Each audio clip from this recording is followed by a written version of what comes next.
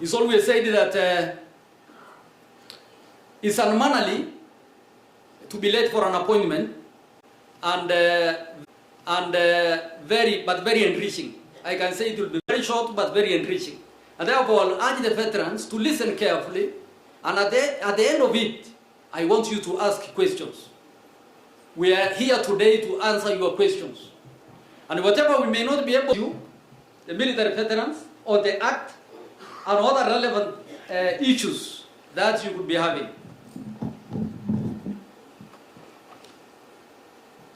Now that is the scope that I will cover, very short scope. We look at the background of the Act, the guiding principles of this Act, veterans eligibility criteria, because we are people who have retired having served in the military for many years, but they are not regarded as military veterans today. And I think we have some of them here, and I'll mention it in the succeeding slides. I'll mention the benefits and any other support services that we give to veterans. Then we conclude. On the background, or as a way of introduction, the military veterans you all know that was enacted by Parliament and assented by the President in 2022, with the principal objects being the following: to establish a regulatory institutional framework for the management of military veterans. Regulatory framework. And that's what we are trying to do today by launching a chapter in this county. And also, it's a platform for the provision of benefits to military veterans and their dependents, and for the establishment of the Dependents Education Fund. We have what we call Dependents Education Fund as one of the key benefits which is we are supposed to give to veterans, which I will mention later. And therefore, the Directorate of Military Veterans was established now to operationalize this Act. That's our work, and that's why I'm here today. Implementation mechanism is as indicated on the slide. You may not be able to see. We have the Defense Council, which is the highest policy organ, and also a policy, an organization that allocates any required resources for this organization. Then we have the Advisory Committee, which is headed by the Ambassador, General Retired Tumbo, Advisory Committee on Military Veterans, which has 10 members. Then we have the Directorate of Military Veterans, which I head, and we have the 47 county chapters. And this is one of the chapters that we are launching today. So this is the structure. I'm just trying to give you what we call a conceptual framework of how we are supposed to implement this kind of work. The guiding principle of the Act is just like what I mentioned earlier in my introduction, that recognition and honor of military veterans to facilitate smooth and seamless transition from military service to civilian life, and restoring the capability of those with disabilities to the greatest extent possible. That's the medical part of it. And improving the quality of life, and facilitating effective access to benefits, which I will mention shortly. Now, what is the eligibility criteria for a veteran? Because there's somebody who retired many years but is not regarded as a veteran. For you to be regarded a veteran, you must be a Kenyan, a citizen, and you have served either in the King's African Rifles before 1963. That's pre-independence. That was the military that we had, the King's African Rifle. You could have served in the King's African Rifle, and later on you transited and you became a member of the Kenya Armed Forces after independence. And later on, again, after the promulgation of the Kenyan Constitution in 2010, we changed our name from the Armed Forces to the Kenya Defense Forces. And therefore, you have also served in the Kenya Defense Forces. If you have served in these three areas, up to this point, you qualify to be regarded as a veteran. And you must have completed service in the Armed Forces or in the Kenya Defense Forces. Ulimaliza kazi vizuri. Ujaenda vile ulisikia Kanokisila akisema ulichukua vitu za watu. Umesikia vile alisema? You went honorably. Ulifanya kazi na ukaambiwa sasa unastaafu vizuri. Umemaliza kazi yako. Defense Forces. You get a pension every month. and you have not been dishonorably discharged from military service. Persons discharged on medical grounds, whether or not receiving pension, shall be regarded as military veterans. If you are discharged on medical ground after serving even for a few years, maybe 3 years, then you are regarded as a military veteran. Those who qualify as military veterans will be registered and issued with military veterans ID. Wangapi wenu wamepata ID hapa? Oh, that's a good number. Almost everybody. Wangapi hawajapata ID? Oh, ni wengi zaidi.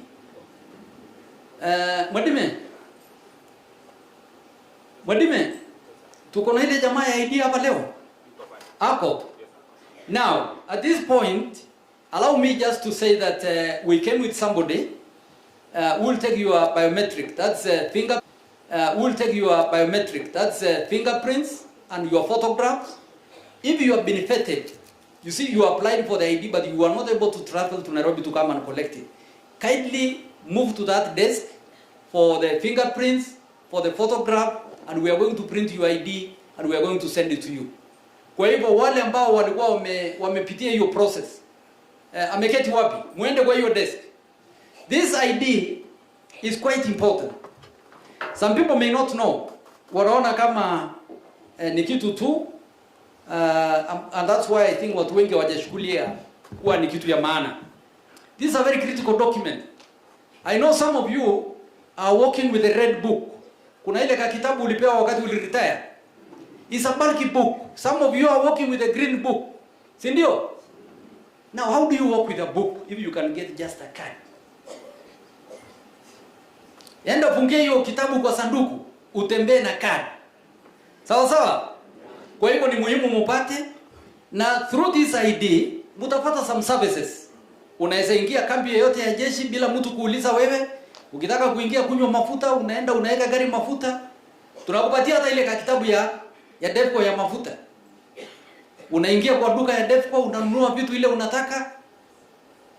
Na unaenda ukitaka kuona wenzako hapo mess, unaingia mess bila shida. The divide between those who are retired and those who are serving is very thin. Very, very thin. Hakuna mtu atakusumbua kwa gate ati umetoka wapi ama unataka nini. You are one of us. It's only that you are no longer putting on uniform. That's why you are there. And all those who are putting on uniform are also looking forward to join you. Kwa hivyo hii ID ni muhimu. Now, the other day, nikiwa Nyeri, nikauliza one of the retired veterans, ID imekusaidia namna gani? Na akanieleza one time, alikuwa anaendesha gari, and I don't know why, alidecide kuendesha a bit faster. He was driving at 120. Na akasimamishwa na polisi. Veterans are not supposed kukimbia. Msikimbie namna hiyo. So wakati alisimamishwa, aliulizwa, wewe mbona unakimbia namna hii? Akasema niko na haraka na mimi ni mmoja wenu. Akatoa hii veterans ID. Akaambiwa ungekuwa umesema hata jana, weenda. Unaona vile hiyo ID inasaidia nyinyi? You can walk here to the governor's office. Ukikuja kwa gate, ukitoa hiyo ID, I want to go to the governor's office. I want to see the deputy governor. I want to see any government official. Then you will be facilitated. So this is a very, very important document that I will encourage everybody to apply. And those who have applied to get it, and you keep it in safe custody. Itakusaidia mahali kwingi. Sawa? Now, nimesema wale ambao wamequalify wanakuwa registered na wanapata ID. Lakini iko team ambayo hawajaqualify, na hiyo team ndio nataka kumention sasa. The following may not qualify. Kama ulitoka kazi kwa ile inaitwa dismissal. Because jeshi, the military does not entertain issues of indiscipline. And if you get into issues of indiscipline, then you will not last long in the discipline. Because this is a discipline organization. Kwa hivyo kama ulitolewa ama ulitoka kazi kwa sababu ya dismissal, na wengine wamewekwa kitu inaitwa persona non grata. Persona non grata ni kusema kwamba picha yako iko kwa gate yote ya jeshi.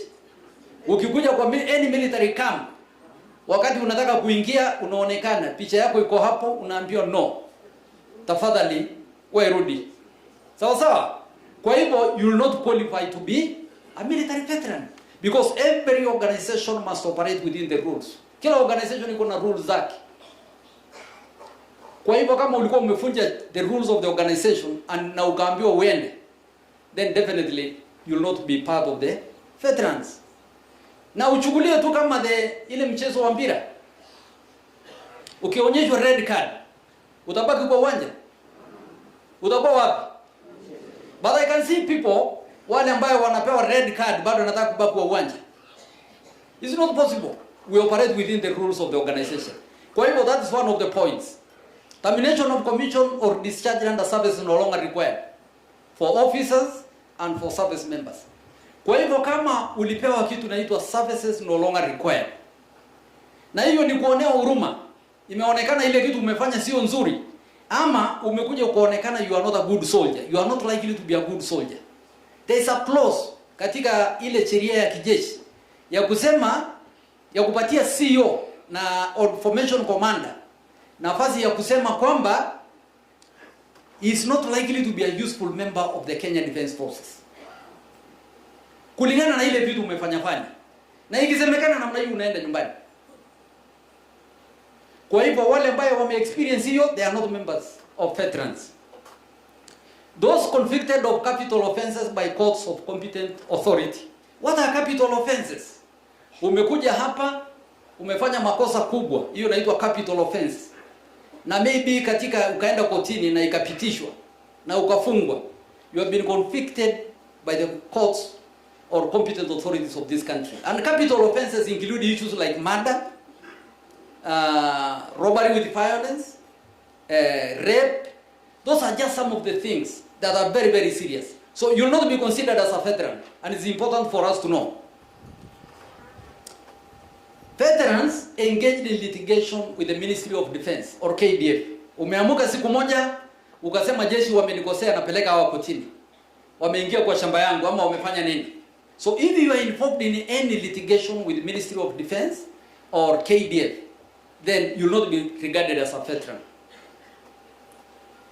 Then we have veterans who are engaged in activism and pressure groups with inconsistent policies with the ones of KDF.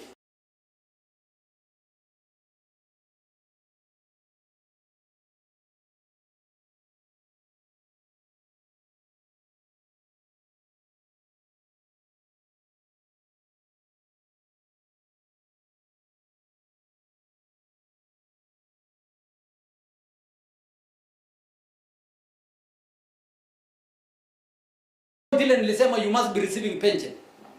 Kuna watu walifanya kazi for 5 years only. Na mtu akasema mimi naenda nyumbani as an officer, amemaliza kitu inaitwa short service commission. Na inakubalika because in our military you are not conscripted. Uko lazimishwa kuingia jeshi. You went there voluntarily and you live there voluntarily. I think you all know that. Kwa hivyo iko watu walifanya within a short time akapata maybe green pastures na akaenda. Iko watu wengine ambaye wale waliserve kwa Women Service Corps. The ladies who served in the Kenya women, the Women Service Corps, we had that unit. There were time their color service was 3 years. Amefanya kazi na ameenda. Then we have those who left after 9 years color service. Mtu anafanya for 9 years, anasema mimi nimemaliza contract yangu ya kwanza. Inakuwa 9 years na akaenda. Now this team we are considering kuona baada ya kutengeza the regulations that administers the military veterans to see administratively how we are going to bring them on board, because these issues haina makosa. Sawa sawa? I think nimemaliza maswali mingi in that area. Nimejibu hiyo maswali. Now, what are the benefits? Hii benefits veterans wanafaa kupata ni gani? Because I know that is what everybody is asking. Benefits ya veteran ni gani? They are indicated on the slide. I'll just go through them. Counseling and treatment for post-traumatic stress or related conditions. Physical rehabilitation for any condition arising out of military service. Honoring and memorializing fallen military veterans. Facilitation or advice on business opportunities. And veterans identification documents like ID card and permit. Ambaye nimesema the attendant kind of or the associated benefits to it. Then we have what we call the Dependence Education Fund. I just want to, in the interest of time, to take a bit of time or to emphasize on the Dependents Education Fund. The Dependents Education Fund is meant to assist the children for the deceased military veterans. Wale ambao wamefariki wakiwa kwa kazi na walikuwa na watoto wadogo na wamekuwa documented kweli hawa ni watoto wao. And therefore, we have not established this fund, but it's in the process of being established. We are going to establish it, and once it is there, those veterans ambao watakuwa na watoto, the deceased military veterans ambao watakuwa na watoto, school going children will be supported. And right now,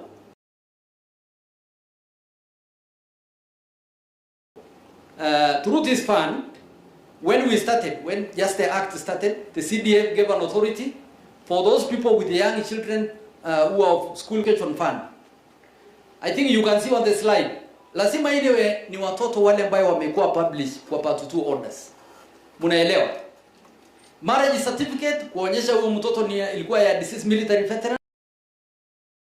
Certificates and children must be in public secondary schools. Wasiwe kwa private school, because unaweza tuletea request ya watoto ambao wanasoma kule inaitwa Brookfield ama inaitwa nini shule? Brookhouse. Now, umeleta hiyo request na umepeleka watoto kule. How much is that? Watoto wanalipiwa pesa ngapi kwa term? How much? $500,000 na kwenda juu, si ndio? Now, ukituletea request kama hiyo na umepeleka mtoto kule, si ni kuonyesha you are capable? Si ndio? So this is one of the sheria ile imewekwa kwamba children must be in public schools. And the request starts from unit through formation to service headquarters. I'm just showing you the procedure. Kwamba mahali ulikuwa unafanya kazi, kama ulikuwa unafanya kazi 3K, unarudi kwa platoon yako, unaenda kwa company yako, wale ndio walikuwa wanakujua vizuri. Then they make that request to the battalion headquarters. Then from the battalion headquarters it goes to the 2 brigade. From the brigade level it goes to the service headquarters. Because wale ndio wanajua nyinyi. Hii ni kuhakikisha kwamba the procedure is transparent na wale wana benefit ni the bona fide dependents, wale ambao wanafaa ku benefit. Sawa sawa? So muelewe hiyo procedure vile inaenda of this scheme. And I know those members are not part of the scheme. Those who left before 1998. I have a few members who did not join the scheme because it was voluntary. Na wakasema pana, hii ni njia moja ya hatutaki kuingia hii scheme. Si tuko na members aina hiyo? They are not members of the scheme up to date, but I know they are suffering.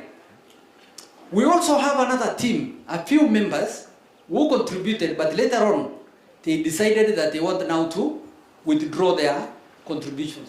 Na wakapewa because ilikuwa voluntary. Si yuko members aina hiyo? So we have all those categories of members. But the members that I'll talk about in the succeeding slide ni wale ambao ni members ya hii scheme. They are entitled to these benefits. 2 million inpatient cover for a family of 4. That is the principal contributor, the spouse, and 4 children below the age of 21. 2 million inpatient cover. Then 400 for outpatient, including dental and optical. Review is being done to look at the last bullet because members have given their views that it's not adequate, it's not sufficient. And therefore this is very, very important. And I'm sure members ambao wa DEPMIS wanajua hii inafanya kazi vizuri. Sawa? Now, I just wanted to mention the accredited facility within this county so that members wajue wakitaka kwenda kwa hospitali wataenda wapi. The accredited facilities within this county ni as indicated, Bishop Kioko Hospital, which is here in Machakos, Bristol Park, which is also here, Equity Avia, Veterans Hospital in Syokimau. It's also good to know the accredited facilities in the neighboring counties. You can look at what is in Kitui, what's in Makueni, what's in Nairobi. So you can always access those services from those facilities. You are free to recommend any good hospital. Ile hospitali munaona ni nzuri na wasaa vizuri ama any upcoming facility. You can talk to the director, to the MD, Defense Forces Medical Insurance Scheme, and you'll always take that facility on board. So it is members driven, it is need driven. Nyinyi ndio mtasema hii hospitali is not serving us well, funga. Hii hospitali ni nzuri, ama there is a good facility that has come up. It is you. So it is members driven. Kwa hivyo, now that you have a chapter, you will take those issues to your chairman and to the members of the chapter so that they can address those issues adequately. Now, for non-DEMIS members, there is something which is happening in the interest ya kusaidia members. There is what we call Ulinzi Prime Health Service Fund, ambayo inasaidia members wale sio wa DEMIS. And these are the eligible people, wale mnaona wako kwa slide. Inasaidia namna gani? Kama uko na insurance cover, maybe from Jubilee, CIC, any insurance cover, SHA, you can go to any military facility, any level 4 military facility, mpaka memorial. And it is very simple, inasaidia, especially if you have what we call something which is not an emergency, an elective procedure, unataka ifanywe maybe next month. Daktari anakuambia tutakureplace knee maybe next month. So you can always organize na ukuje kwa hiyo hospitali na utasaidika. And I'm sure some members have experienced this. Iko watu wame experience hii? Anybody? Hamjajua iko? Ni muhimu mjue. Now, the advantages ya kwenda kwa military facilities ni maybe when you are retiring, you are seeing a certain doctor. Kuna daktari alikuwa anakuangalia, na huyo daktari anaelewa condition yako, and therefore it's very important for continuity of care. Utaendelea na huyo daktari pole pole mpaka usikie vizuri. The other advantage is pricing, low prices compared to other facilities, na hakuna copay. Najua mkienda hospitali zingine mnalipa 25% copay. Hakuna copay kwa hii. Unaingia hospitali bila kutoa ndururu. Sawa? Then familiarity, you go to a familiar ground, unakutana na watu wale wanakufahamu na wanakusaa vizuri. Adequate diagnostic equipment ziko kule, utaangaliwa vizuri na utaonekana. Efficiency among others. Now, this is the last slide. I say that my presentation is short, and I just want to conclude by saying that a journey of 1,000 miles begins with one step. And therefore, we have just started. Some people may say that I've looked into this act, and I can see there are no major benefits. But acts are always amended. See, amendiwa. So we have just started. And therefore, we work together. Now that you have a platform, it is you who will tell us we need this thing to be done this way. So that's why I'm saying that a journey of 1,000 miles begins with a single step. And all veterans are required to read the act and understand it. I came with a few copies of the act, and I'll request that veterans wasome act waelewe, because act inawahusu. Act ni yenu. Some people do not understand. Mtu hata hajaigusa hiyo kitabu, ni mzuri kusoma na uelewe ni nini iko kwa hii act. Sawa? Familiarize yourself with the online ID application process, and veterans to form their own county chapters to ease operations. And for more information, you can call the numbers ambaye nimeweka hapo. Kama iko kitu inakusumbua na unataka kusaidiwa, utupigie simu kwa hizo namba ambaye nimeweka hapo. Sawa? We are always open. We operate what we call an open door policy. You can pop in anytime na utoke ukiwa umesaidika. So nitamalizia hapo. The other thing that I just want to say off the cuff, ambaye iko kwa hii slide, ni ile ambayo ilikuwa mention hapa kwamba veterans wengi wakitoka ama wakija nyumbani wanaamini kwamba their active life is over. And I want to dispute this. Your active life is not over. You can still do great things. I've seen people who retired many years back and they are doing great things. And I believe you can do great things. Like if you register in your mind that my life, my active life is now over, then I think you are likely to experience what I mentioned earlier, a very short life expectancy.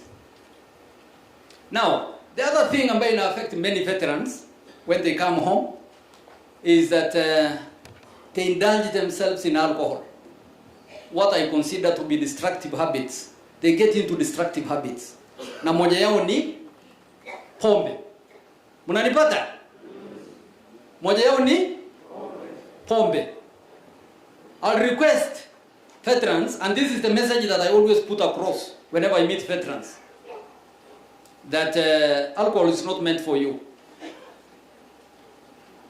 Sawa sawa?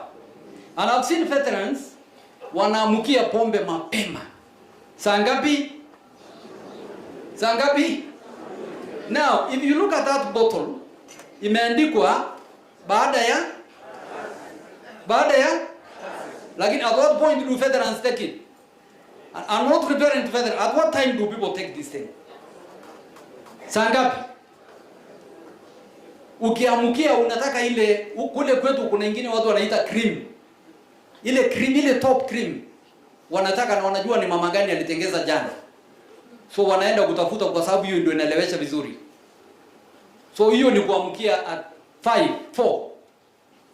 So hiyo ndio vitu inamaliza veterans. Kwa hivyo we just want to encourage veterans, now that you are coming with a chapter, you will be getting the opportunity to interact, and one of the benefits ni kuinteract na kusaidiana mawazo, so that watu wasiende kuingia mambo ya pombe. Tumeelewana hapo? Yeah. Na watu wengi wameshindwa kunywa moja na kwenda. Watu wanakunywa, the only time watu wanaamini wamekunywa ni wakikunywa mpaka mtu anaanguka na tembea na magoti. And that's not right. So veterans need to wajiweke sawa. I will encourage you mujiweke sawa. Your active life is not over. Most of you retired at 50, 55, 60 hapo, and we always say that life starts at 40. Hebu assume kama umeretire ukiwa 50. You are only 10 years. Si ni kweli? Because life starts at, life has just started. Kwa hivyo we need to take care of ourselves. We need to be one another's keeper. Tuangaliane vizuri, tusaidiane. And that is the purpose of coming together, to have a platform like the one we are launching today. I think with those few remarks, I'll stop there so that we continue with the rest of the program. Lakini mkumbuke nilisema, ile maswali yote ambayo mko nayo, tutajibu at the end, tukimaliza kila kitu. Asanteni sana.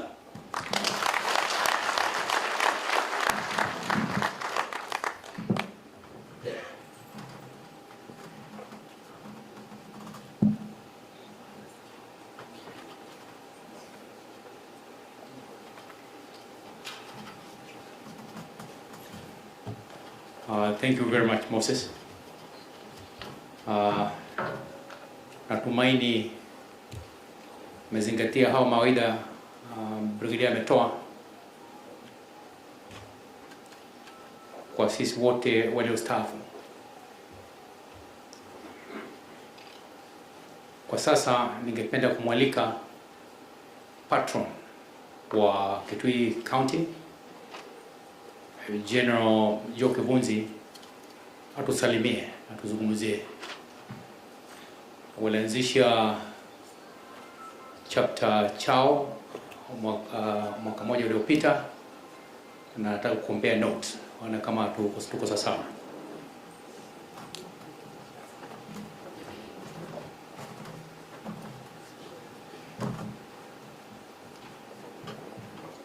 Your Excellency, Governor,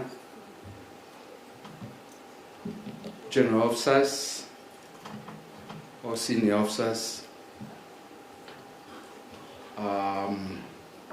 County Officers, fellow veterans, is it morning or afternoon? Good afternoon. Good afternoon once again. What a great privilege, Your Excellency, besides hata kuzungumza maneno ya veterans ama ile metulete, hizo nyuso nimeona simerikindu my memory, na leo nitalala vizuri sana.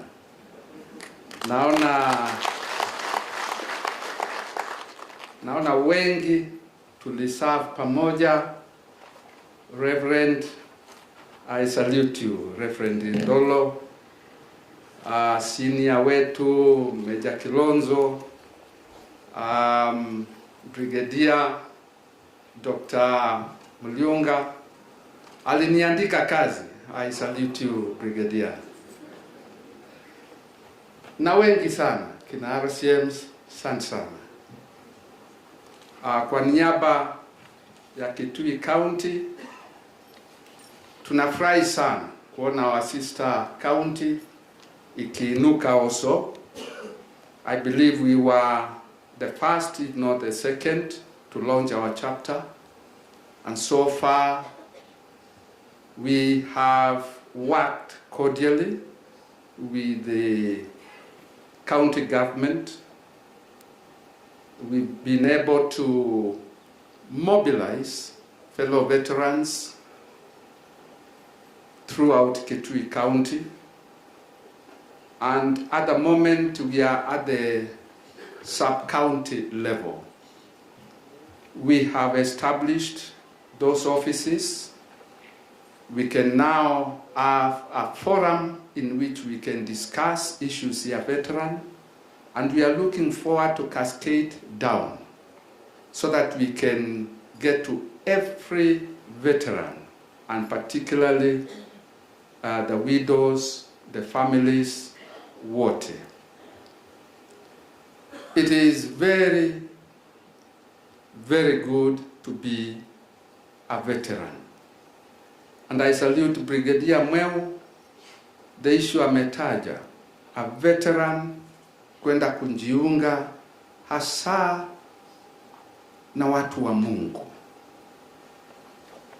na kufanya kazi ya Mungu.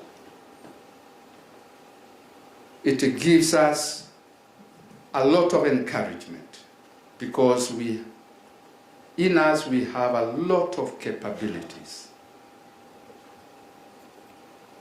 Governor, I can assure you, the experiences amongst us, I don't think it can be equated in any other place. It cuts across virtually. Personally, I was a pilot, helicopter pilot. I was a trainer. I commanded formations.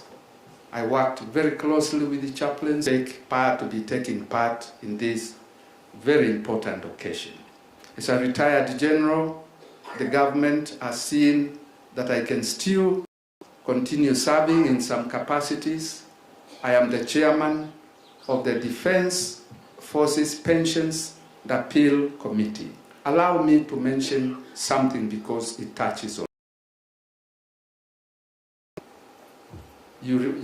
Uli retire, ndio, ulikuwa assessed,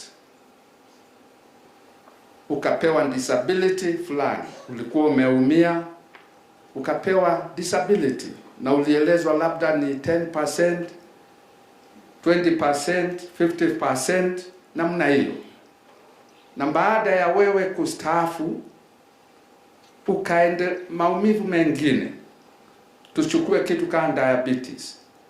Inaweza spread to some, you are just diagnosed with diabetes. Lakini ukafika nyumbani, ikaendelea labda umekatwa mguu, umepoteza kidole.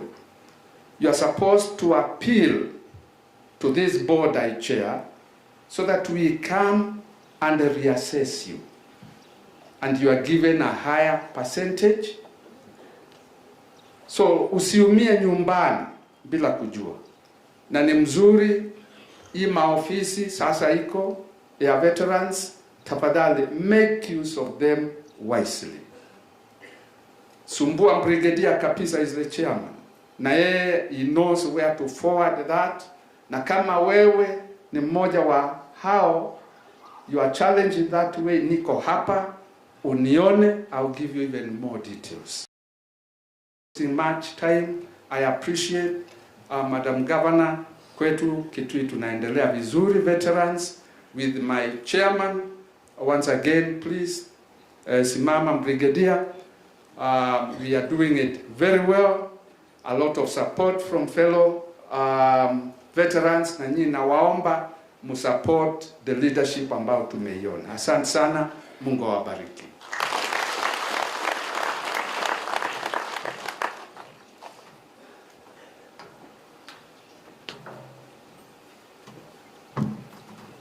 Thank you very much, General Kimunzi. It's now my pleasant duty to invite our patron, Major General Charles Mwanzia, atuzungumzie. General Mwanzia, please.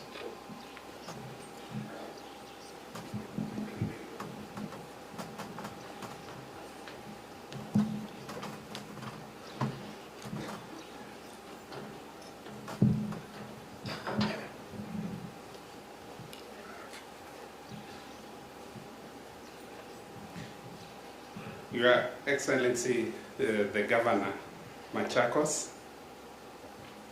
Madam Wabina Ndeti, His Excellency Francis Mwangangi, the Deputy Governor of Machakos, Ambassador Major Lucas Tumbo, my colleague for many years, who is the chairman of the National Committee for the Military Veterans, Major General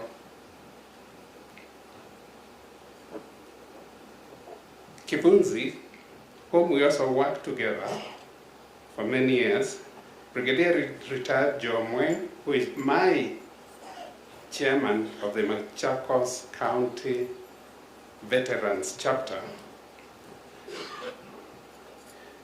Brigadier Retired Frank Kibunzi, Chairman of Kitui County Veterans, the County Commissioner.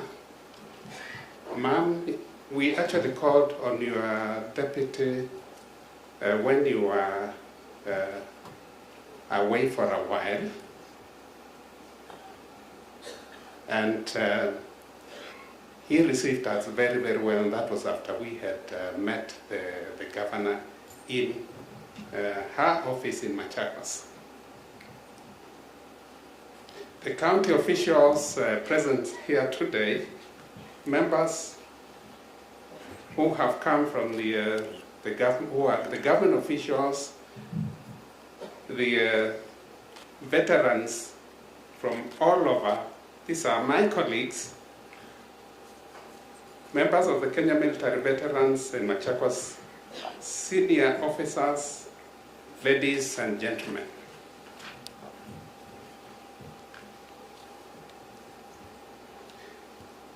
Today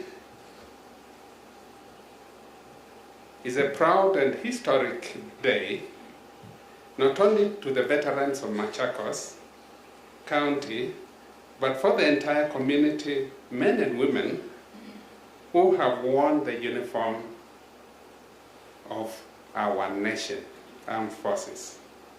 Allow me to first express on behalf of the veterans here, and my sincere gratitude to Her Excellency the Governor for honoring us with her presence as our chief guest today. Your support and recognition means world to us, and we shall not forget this. In 2022, the Parliament passed into the law the Kenya Military Act, which has been explained to you by Brigadier Lariali, a landmark piece of legislation that finally gave formal recognition of the welfare of the rights of veterans. The Act provides a framework for ensuring those who once defended our sovereignty and that they are not forgotten after their service in the military. Through the Act, the Directorate of Military Veterans Affairs was established within the Defense Headquarters, like you have been informed, with a mandate to register veterans, coordinate their welfare, facilitate reintegration into the civilian life. This was a major step forward And we must acknowledge the government commitment to the dignity of our former servicemen and women.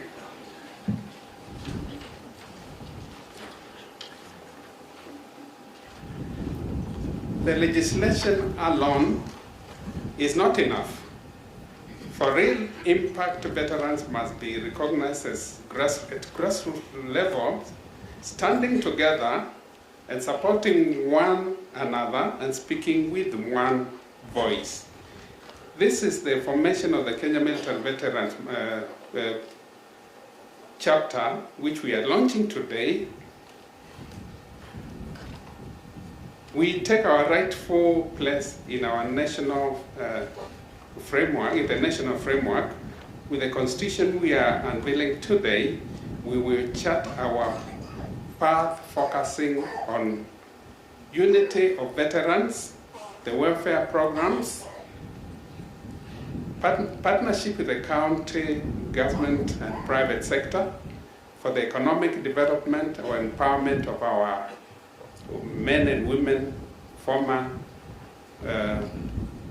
military personnel. Mentorship of our youth, instilling discipline, patriotism, and leadership values. We are aware that the governor had started a program of the youth. We will be highly supportive. In most ways, we'll even be able to volunteer our services where the need arises. And to fellow veterans, we may have retired from the active duty, but our duty to our country never ends. The discipline, leadership, and resilience we learned in uniform must now be applied here at home, in our businesses and our families and in the community. And something, if I'm not going to preempt, we just talked to General Lucas and the governor as we were walking. There are some quick impact programs which we'll be able to suggest to the county, which will come up with a lot of good results for the. And this one I'm just saying because we discussed with the governor and he told us to go ahead and come up with the proposals. So we actually already working. Let us use this chapter as a platform to continue contributing meaningfully to the society and also ensuring that no veterans among us walk alone.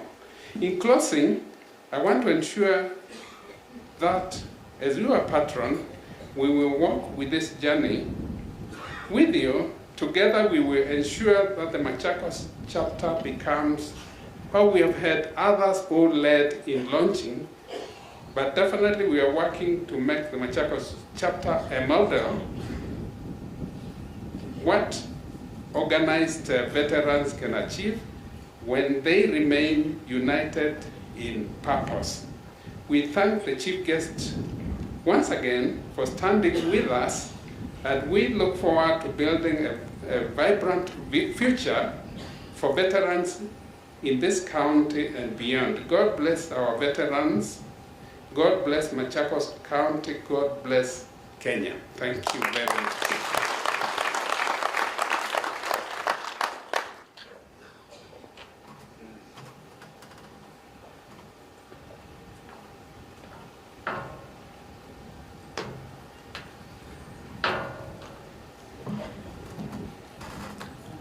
And I would like to invite the chairman of the advisory committee to come and address us. General Lucas Tumbo, please.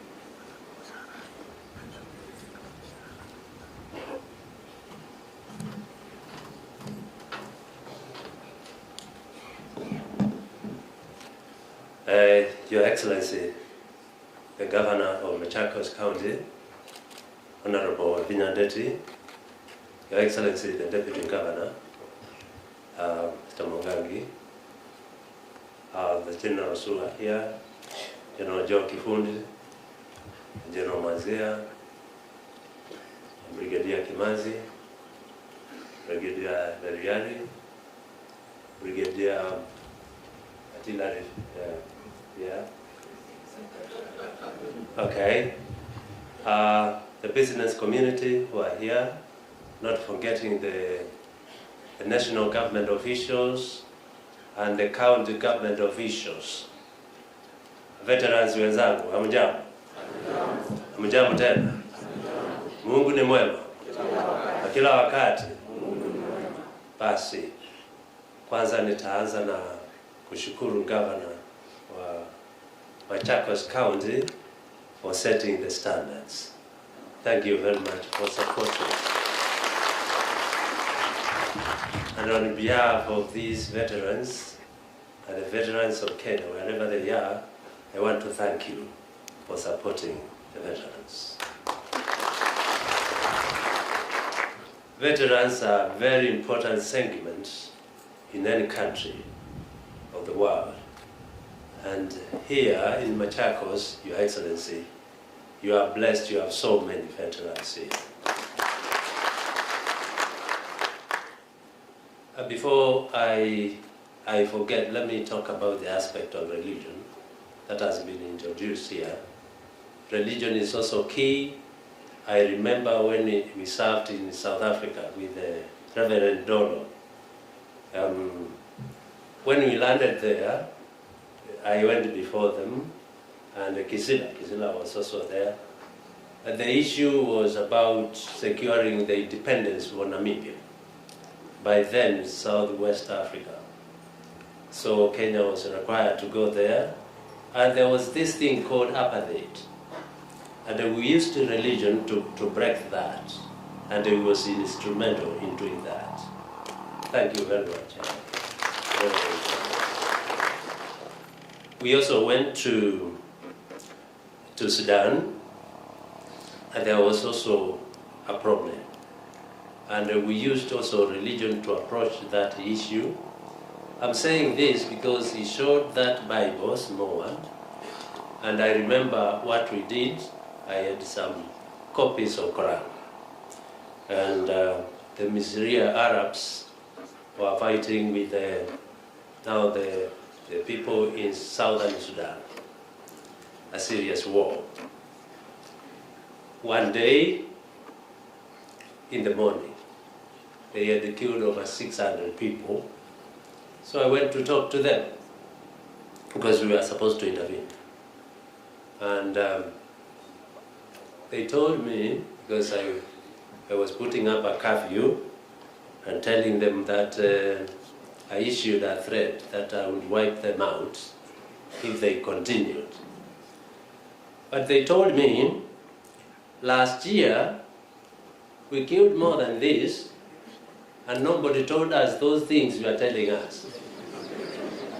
As far as we are concerned, we have underperformed.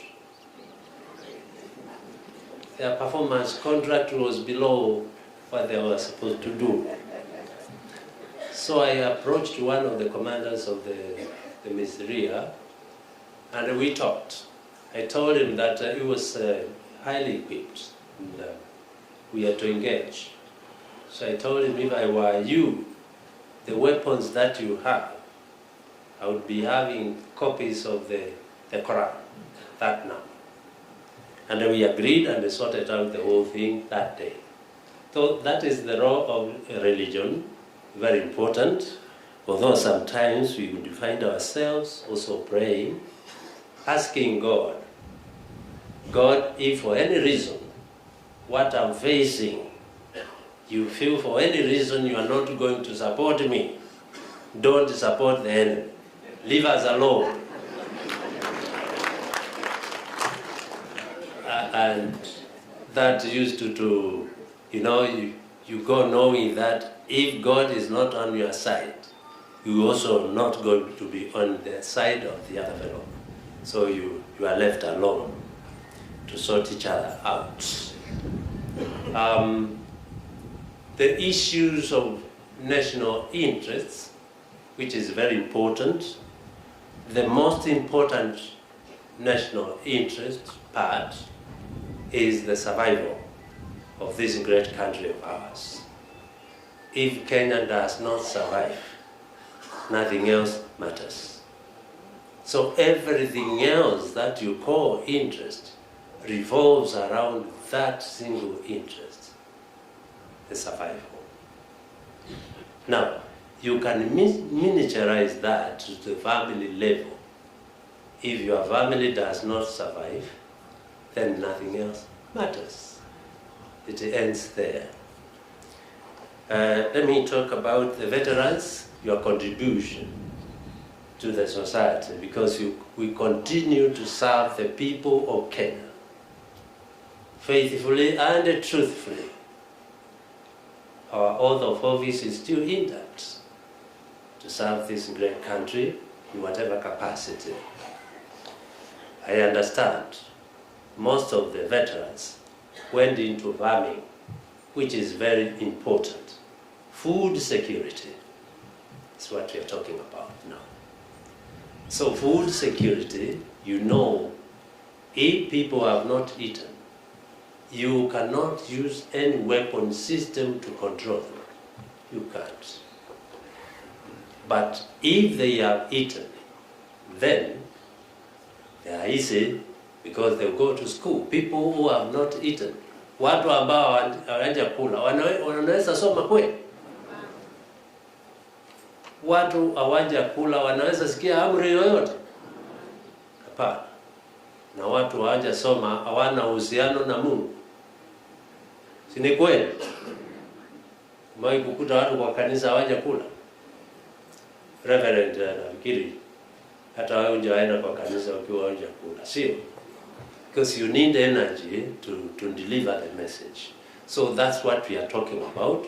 So veterans, you can do a lot of things for the people of Kenya. Your Excellency, here you have people across the board, including Dr. Ulunga. Yeah, where are you? Please stand. That is the doctor we used to have in the military, the only neurosurgeon. That time you are the only neurosurgeon in East and Central Africa, right? And now you come from Machakos. Now.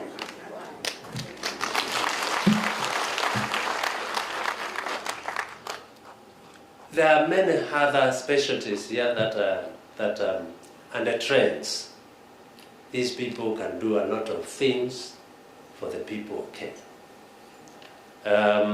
Let me now walk you through the acts so that we may know where the director was drawing the details that he talked about here from. This act is known as Act number 18 of 2022. The implementation of this act started on the 4th of July 2022. Now it has got 5 parts. Part 1 talks about preliminaries. And part 2 is about the veterans' benefits, the ones you talked about. And I gave you the details. But I'm going through it so that you may know how to follow your act. The act that is supposed to establish the regulations for military affairs. Part 3 talks about the administration. And you go straight to section 7 of that part 3 that establishes the Defense Council or the Directorate. And section 8 talks about the Directorate, which is the implementation agent of that act, and many more things. The committee that he also talked about, and the functions of the implementation committee, the advisory committee. They fall.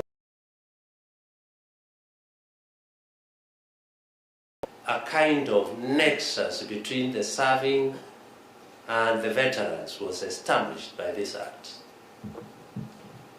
And that tells me now, brings me closer to what now veterans do not qualify to consume that stuff because of your age. But those who can, here there is one brand called Take Two are enough for you, especially us. There are others, veterans, who have started consuming leaves, and you are confusing the goats all over now. Because then the goats observe you taking leaves like they do. Then it is possible they think they cannot survive if you have become a goat again, because they depend on us. So veterans, whatever you do must be supportive to those who are serving now. That is the message I wanted to bring to you. And also, greetings from the CDF, General Kariri. I spoke to him this morning. He knows where we are, and he sent me greetings to you. So I'm conveying the greetings from the CDF to you veterans and Your Excellency.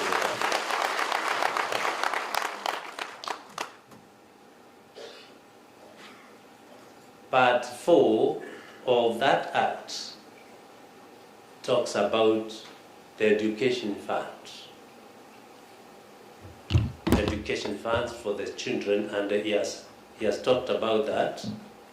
We have started implementing that. We are doing a regulation on education alone.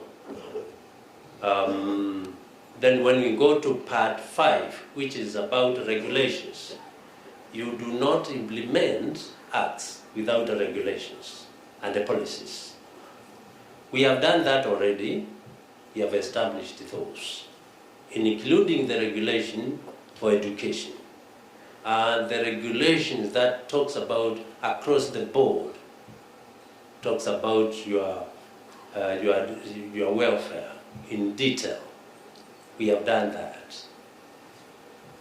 We have also done the issue of loneliness, because although doctors have not mentioned this, we from where we sit, we have realized that loneliness is also a disease. And veterans have been suffering from that disease. So we have established chapters where you can come together. And I remember some times back, when we used to have districts, we used to have a facility for the veterans to be meeting. A facility, I think here in Machakos it was developed. They used to call it, was it Kavoka or something? Yes, it is still there. Every district was supposed to have a facility like that. Also, the facility for Kitui was developed. And Kakamega, I think we were there the other day, they also developed theirs. There are also those districts that did not develop their facilities for the veterans. So I think, Your Excellency, because it exceeds what we request you to consider is just to expand that facility a little bit, because you have so many veterans here. They may have some space where they can fit. I think that one before it was, I think 50 by 100. It needs to be expanded so that it can accommodate these veterans. Well, what do you think, veterans? Oh, you are okay?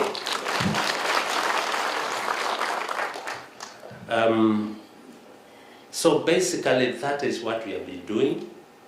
And the veterans, now the chapter that you have established, Joe Well, you must cascade that down to the village and to individuals. That's what Kitui has done. We were in Nyandarua the other day, and Saburu, and we are headed to Niri from here, Embu, and Nakuru, beyond Nakuru on that, also to establish their chapters. Veterans, you do things better when you are retired. And the veterans, I can tell you, when I was in school in the US, we learned that McDonald's was a veteran. And I started that business when I was 65 years. Majority of the veterans are not. You are below 65. I was also looking around to see, and I picked the name of Mr. Chandaria. Even when we were in school, he was still working around here. And now he is still serving this country in terms of economics. What we are also encouraging the chapters to be doing is to think about establishing, projects, economic projects, to help in job creation also for the people of Kenya. One of those is something like a SACCO, because if you have your own, and I think in Kitui you are almost there. In Kitui they have a SACCO already. And this SACCO is meant to offer affordable credit, isn't it? And the basis is about efficiency, quality, and the pricing. Those are the principles. That when you are efficient, your services will be cheaper, because services or goods become expensive when you mount the cost of inefficiency. It's very expensive. So the moment you apply the efficiency, then you'll be able to compete with any bank around here if you establish your FOSA. And support Kenyans to get affordable credit. That's what you veterans are supposed to be doing out there when we say we continue to serve Kenyans faithfully and truthfully across the board. Food security, issues of job creation, mentoring. Here in Machakos they have a wonderful program for the youth program. I suggest, Joe, you can help in also chipping in with the character development programs to help the youth also pick these things. In Kenya, we do not have facilities that train on character. And the character is very important. You may have other academic accolades, but if you lack character, then these are not supported. So people train themselves on this from other areas.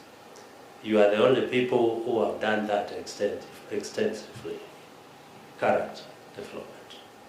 And it's very important because the patriotism is anchored on that character, where you believe in the country, where you believe in the sovereignty of this great country of ours. For those who have been to Botswana, the people of Botswana are so responsible. If you say something not interesting about Botswana, and a fellow from Botswana is listening, that night you'll not be in Botswana. They will report across the board to the government systems, and you'll be out before the end of the day. That's what patriotism is all about. Where you do not allow situations like those. So I've given you an example of Botswana. Also, Ethiopia here, for those who have been to Ethiopia, they are just like that. In fact, Ethiopians, you enter a matatu. They notice that you have not been riding on that matatu. And they are wondering, and who is this now? And where is he from? And they are reporting across, because you paid, you said you are going to another station. They will be talking about you, to establish who you are and what you are up to in their country. That is the responsibility of citizens So across the board, these are some of the things that we train on in terms of character development. Because there are some other elements and other areas that we need to cover, let me stop there. I'll come back to do the Q&A, but for the time being, let me enjoy this privilege to invite our Governor, Your Excellency, to come and address your veterans.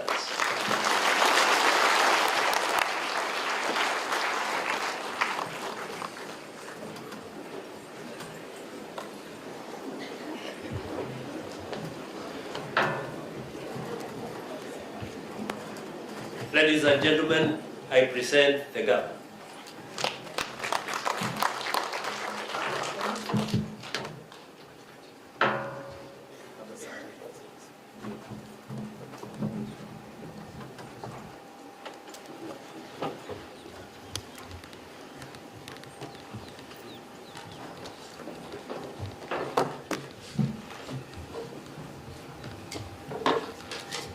Thank you very much. Please be seated. His Excellency Francis Mwangangi, the Deputy Governor, Machakos County, Ambassador Major General Retired Lucas Tumbo, Chairman National Committee, Kenya Military Veterans, Major General Retired Charles Mwanzia, Patron, KMV Machakos, Major General Retired Kivunzi, Brigadier Retired Joe Mweu, Chairman KMV Machakos, Brigadier Retired Josephat Kavisi, Chairman KMV Makueni, Brigadier Retired Francis Kimanzi, Chairman KMV Kitui, County Commissioner Representative present, County officials present, members of Ngao, Machakos Business Community, members of Kenya Military Veteran, Machakos Senior Officers, ladies and gentlemen, amjambo. Amjambo tena. Bwana Yesu asifiwe. Asifiwe tena. God is good. And all the time. Good. And that is his nature. Wow. And before I could say anything, I would really like to introduce my Deputy Governor to you. Maybe some of you have seen him, others have not seen him, but my DG, aliumia mguu.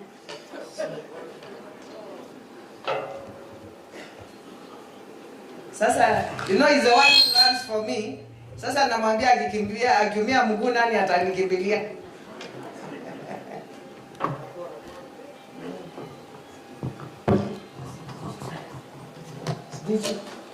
Oh. Okay. How do you speak next to your boss? And before General Tumbo.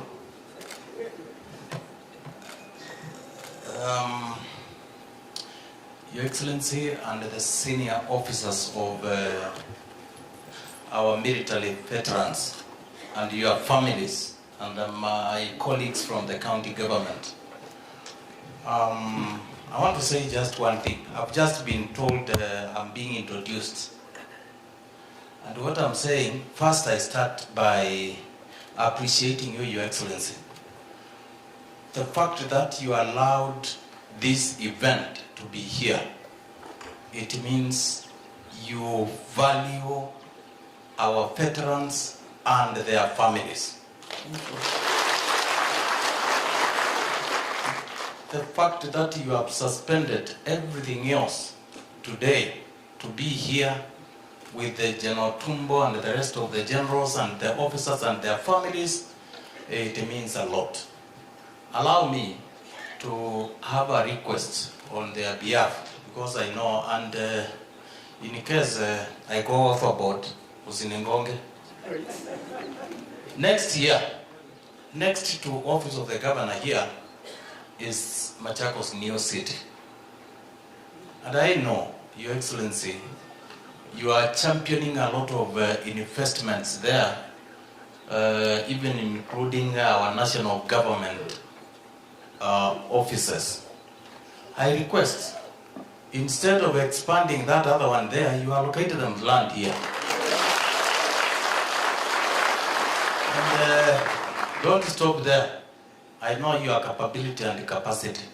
Assist them to have a very good facility around here. I know that one is not too much to request. Secondly, General Tumbo, I want to tell you, she started working with your officers way before even she knew that one day you will be seated here with your families. Colonel Dr. Gideon Bithi is there. He's one of the senior officers in the county government of Machakos through an appointment by none other than Governor Wavinya Ndeti. Please, once we finish this event, mimi nawaambia kitu kimoja. By next year, tunamaliza kazi ingine hapa, alafu tunakuja kwenu. Si ndio? Mtukumbuke. Aswa yeye. Si ndio? Siniombi tu. Nimeona hata Masinga, Mavoko, si ndio? Na hii county, General Tuba usisikie hii county kuna shida ya cousins. So, huyu sana huyu. Sawa. On a serious note, if we know South Korea, General Chak Pang-hee has meant that country the way it is. He was who you are today in your country. You go to Israel. That country has been transformed through what happens is we go through the normal military training and we pick the best. You are the people to run our institutions. When President Uhuru Kenyatta, by then she was in that government as one of the assistant ministers, they saw it fit to put Kenya Meat Commission and our military. Where is it today? So, you are very important. You are very important. And please, I was not called here to speak because my boss was just introducing me. And she had given me permission to be away. But I was recalled for this event, meaning she values you more than you might be thinking. So, Your Excellency, thank you so much.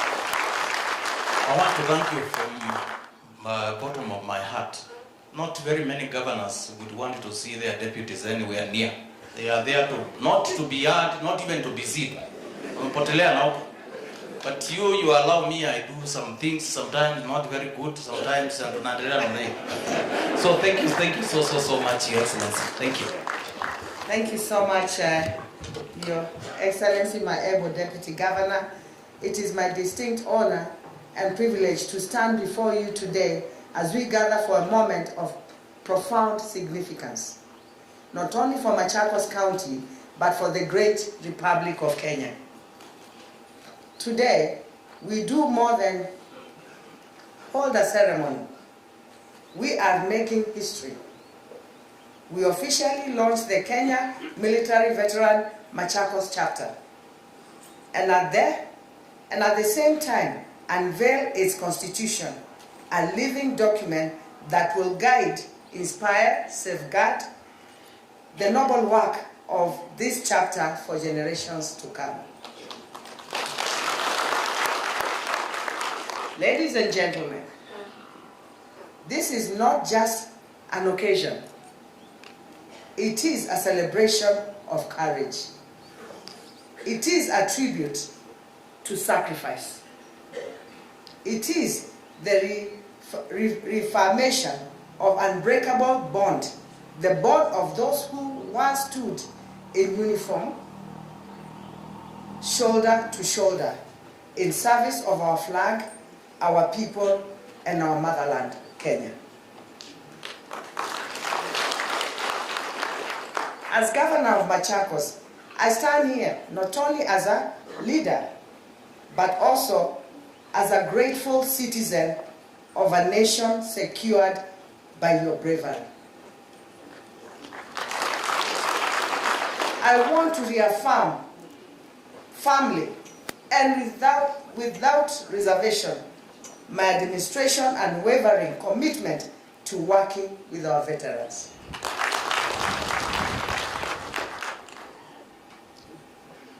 We will seek avenues to support your welfare, not as a favor, but as a duty owed. We will encourage your participation in county development, for your hands have not only carried weapons of war, but can also build instruments of peace. And we will ensure that your unmatched skills, your discipline, your resilience, and your leadership continue to benefit the people of Machakos. Ladies and gentlemen, we recognize that the journey from military to civilian life is often a battlefield on its own. The silence after the drums of war is not always peace. Sometimes it is a struggle. That's why, as a government, as a community, and as a nation, we must stand together to make that transition easier, ensuring our veterans are not just honored in words, but empowered in deeds.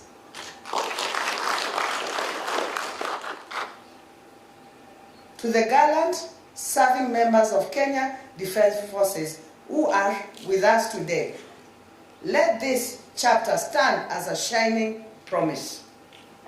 Your service will be honored. Your sacrifice will be remembered. And the bond with your brothers and sisters in arms will never, ever fade.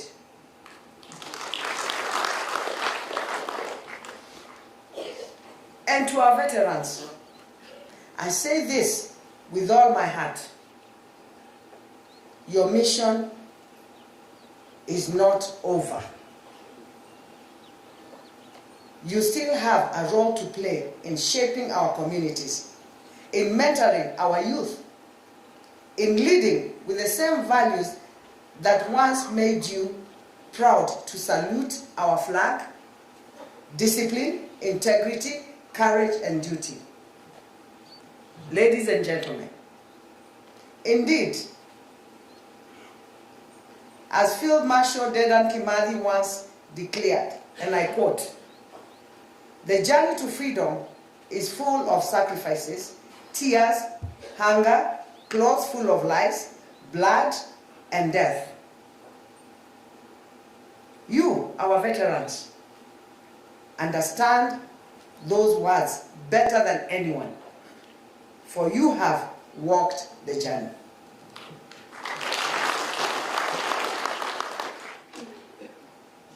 But Kimathi also reminded us that the struggle was never for one person or for one generation.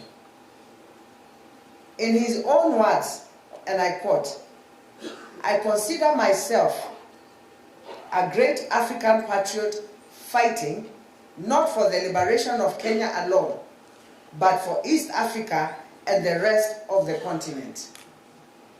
Today, your struggle continues not on the battlefield, but in the service of peace, development, and nation building.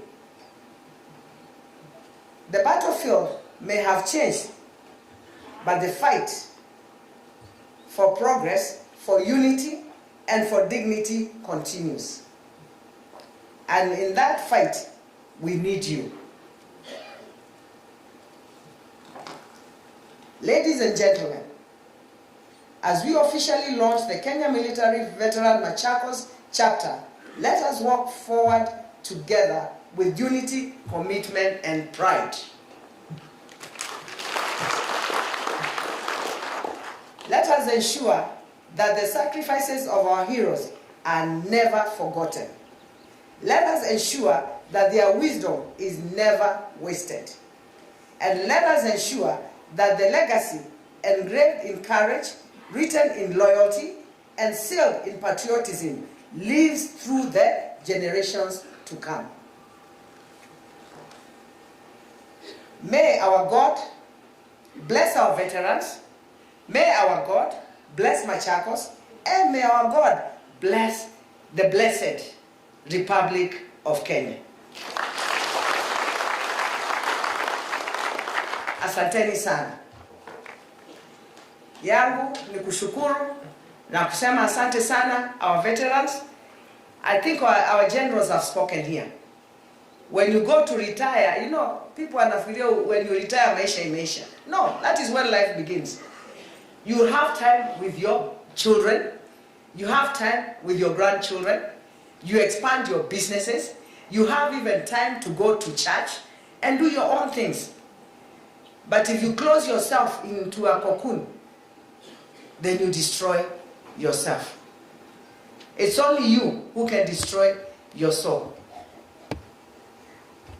But by knowing Christ and walking with Him and asking Him for help, I always refer to Jeremiah 33:3. It is a very simple and important. Ask me in anything you do, and I shall show you great and wonderful things, isn't it? That you have never known about. You have been in military, you have come out. Ask Him. He will show you what to do, because He's a great God. He's a great God. And He's the almighty or powerful God.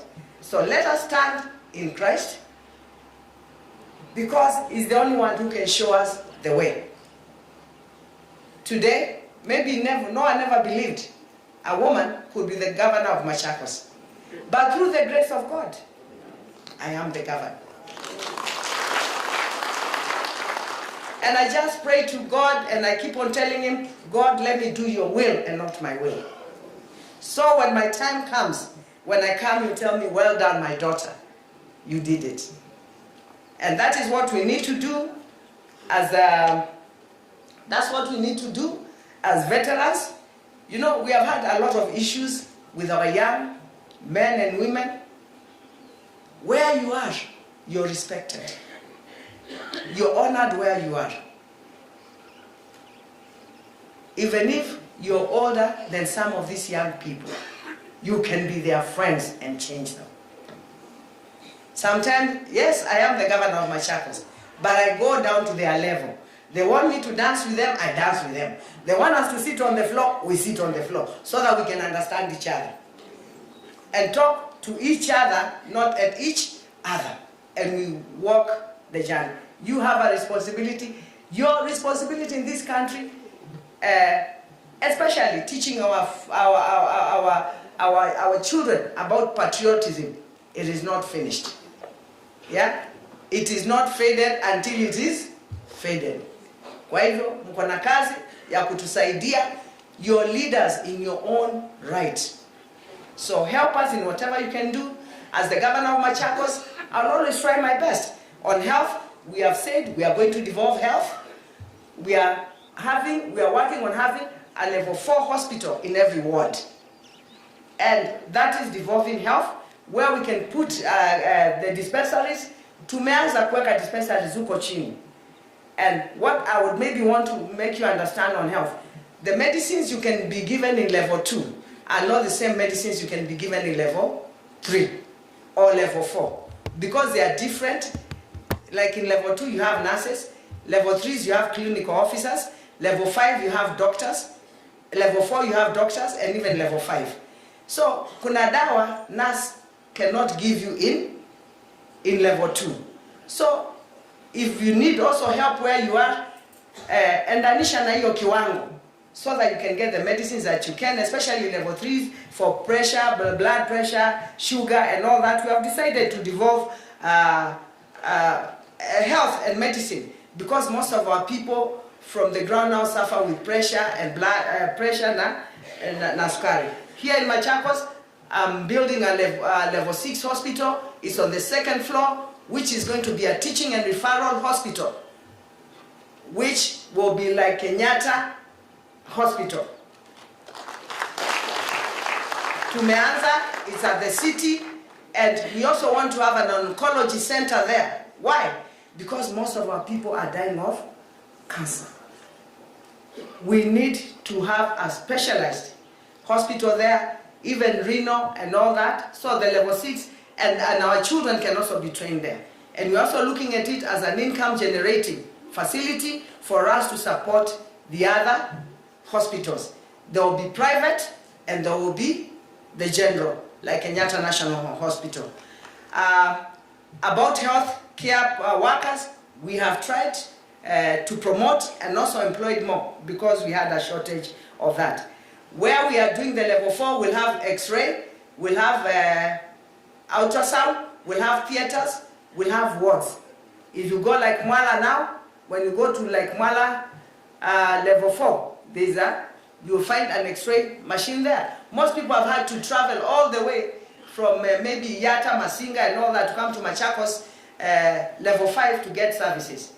In Mwala, in Matu now, we are finished buildings for level 5. So we are converting the Matu level 4 hospital into a level 5 to make a CT scan and all the radiology equipment that are needed, so that our people from Koyaweoni, they can get their services, and also the ones here can get services. Because our level 5 here is sometimes very congested, we get people from the other counties. On education, yes, we have improved on our bursary. We are giving, it's not just about, and that's why we need to work with your patron and your chairman. We give bursaries also, and we are willing to help you. Our bursary now is 120 million. The first time I gave 80 million. Now the consequence years I've given 120 million. This year again we are giving 120 million. But it is to our, we would want to go up to 200 million so that we can have our children well educated. Because education is key. Hata kama mtoto amesoma na ana kazi, huyo mtoto will survive, that child will survive. So education is important. Again, we have a feeding program for our ECD students, watoto wa nursery, and how watoto ni watoto wa watoto wenu. And I found it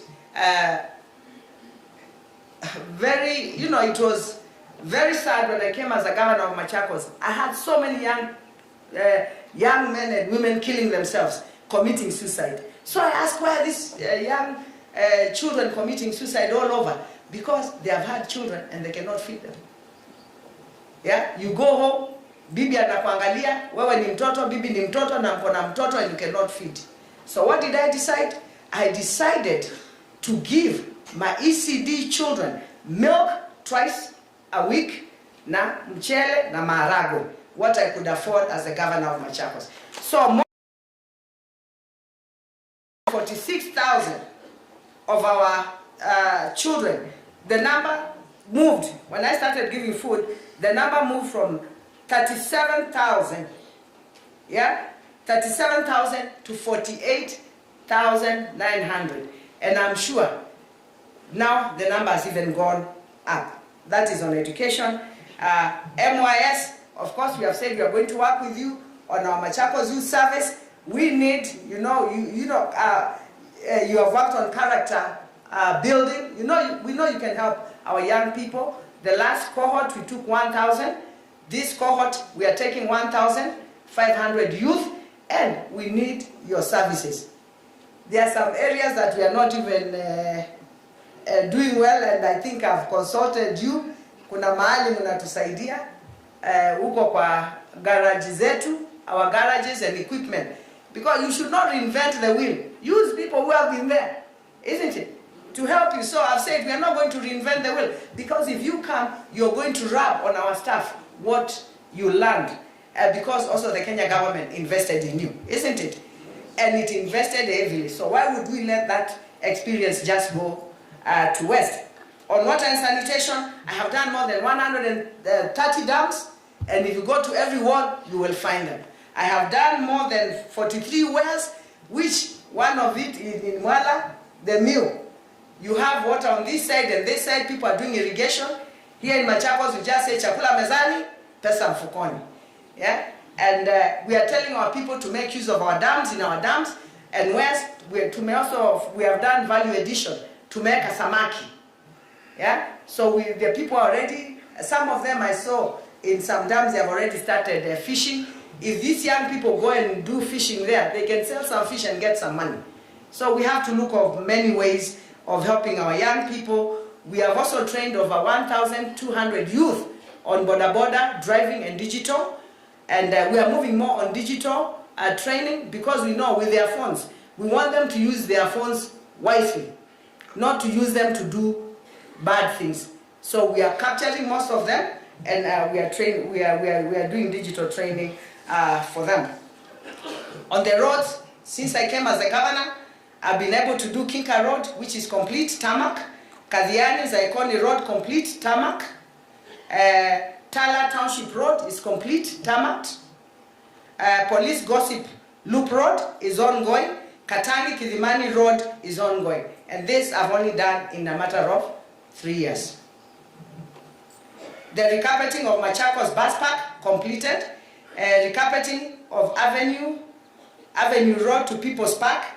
This you have seen. Grading and maraming of 87 new feeder roads across the county, and grading of 6,000 kilometers of rural roads through rapid response. And I want to assure you, we have bought 10 graders, and I think the problem of the roads in Machakos County will be of the past. We'll have new equipment, which we can be able to put 2 or 3 machines in a ward, barabaras in a cattle. Youth and sports, I think you have been seeing there's a lot of activities going on now. You know, these young people, if you don't keep them busy, then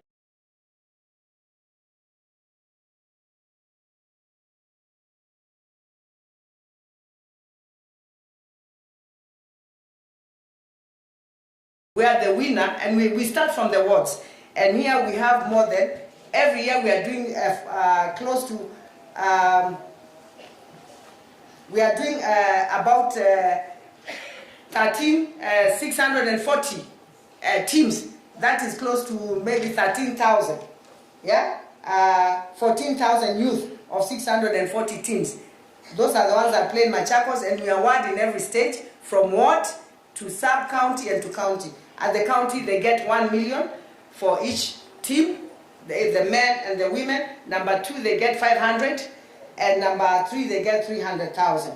So we're trying to engage our youth on sports with FKF, and also FKF here, we signed a contract to them, we gave them some land, they're building a technical center here for us, because we're also looking to Machakos County becoming a sports tourist site, sports and health. I just want to, and then we have the GBV center here. Watu wakipigana huko nyumbani, na mimi siombi mpigane, wakikosana, badala ya wauane, tunawaambia mmoja akuje hapa Machakos, mwingine abaki nyumbani. We counsel them differently when they are far from each other, and when they agree, we take them back home so that they can agree. So we have a place where we hold our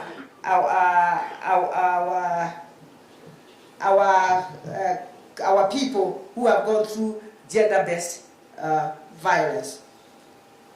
Agriculture, you cannot believe it. Machakos was number 6 on production of maize, and it is because we have been giving seeds to our people. But this time we have said we are going to give only to those ones who have registered as agriculture, as farmers, because sometimes you give others and they go and sell. So we are giving to the farmers. So if I give you, sincerely speaking, 2 bags of maize, you can buy 2 or 3, isn't it? Yeah. Na nini watu wetu wanasaidika. So we distributed 333,180 kgs of assorted seeds, and all the vaccinations kama ng'ombe zetu in Machakos, as we don't charge. Ukiita, when you call us, tukuje tuangalie ng'ombe zako, when it's vaccination, we go and do it. We have also empowered our people with goats, with chicken, and we are ongoing. So the Machakos chapter, please wake up.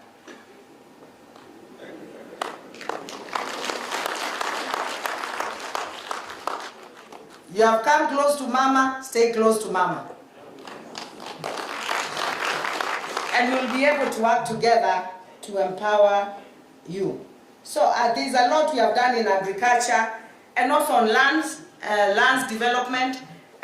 We also do Ngarisha Mta, where we give our youth 3,000 per month. We are starting the program now. Kazi, sahi tutawapatia wengine waenda wakatusaidia kutengeneza wares, others to sweep. And we give them different taxes, tax to do. And we pay them the minimum wage of about 600, I think it's 670 per day. So we are doing that for our youth to keep them busy.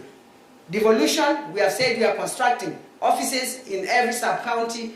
We have started in Kadhiani, Tala, and Ndidhini. Ndidhini, watu wa Ndidhini walikuwa wanaambiwa they are in as if they were not in Machakos. So we have tried to bring them on board. There we are also doing a level 4 for them, and we are doing 4 new level 4s in different sub-county. So industry, we are doing very well as Machakos County. By the way, we are the most industrialized in East and Central Africa. We are seeing industries coming to Machakos every day. And we have said we are going to give the industries conducive environment to do business.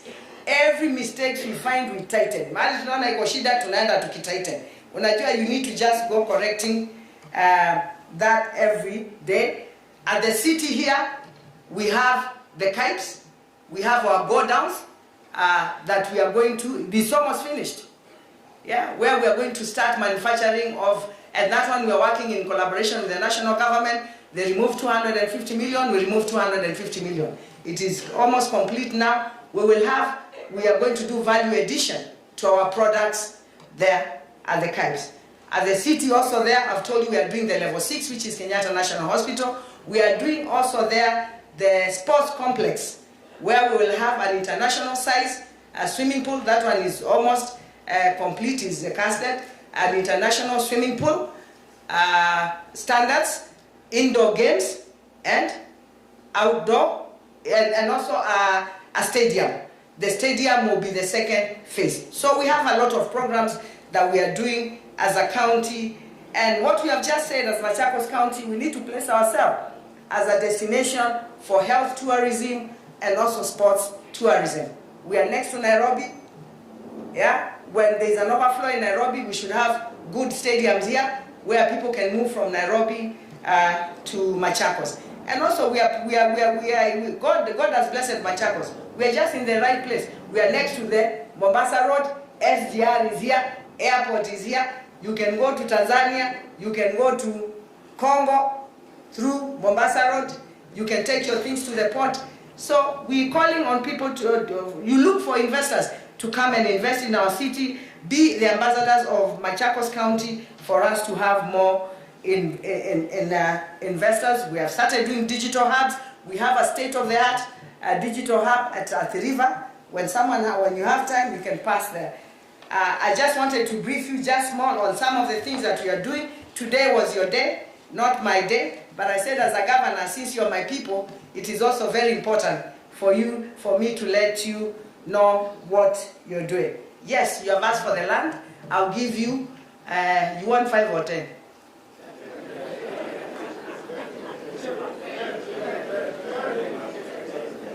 Huh? But if it's 10, you come up with a good plan. Okay? So we will give you 10 acres at the city.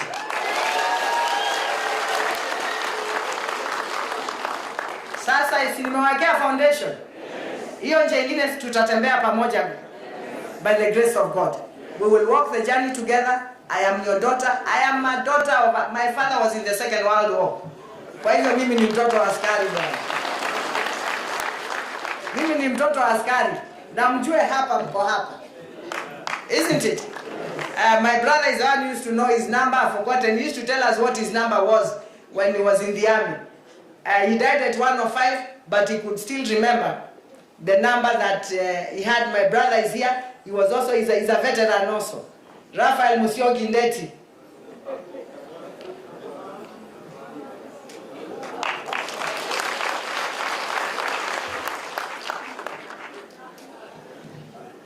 Yeah. Yeah, Rafael Musyoki Ndeti amekuja na bibi yake leo. Ama mimi naona vibaya? So we have grown with Kina Chalo, with Kina Mulandi. We have grown up all together. Kina General Mulinge. We have grown up together. It's just that today he could not make it. But I know by the grace of God, he will make it next time. But I just want to take this opportunity to honor General Mulinge. Yani alifanya kazi. Si mumeona hata nyinyi? You have seen all the retired. Can we stand and salute him?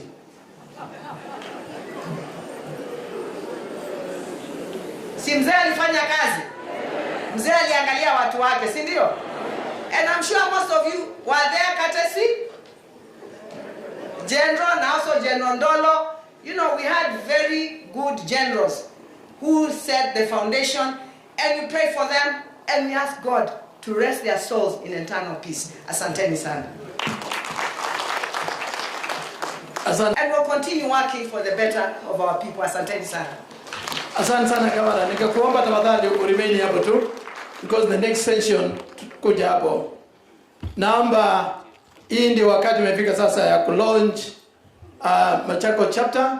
Ningeuliza General Timbosa, with your permission, uende mbele, escorted by our patron General Mwanzia. I also like to request our chairman, Brigadier, escorted by Brigadier Mololo, to join them. And then to witness also, let's have General Kipunzi. General Kipunzi, sir, just to join. I will request, if possible, you be upstanding.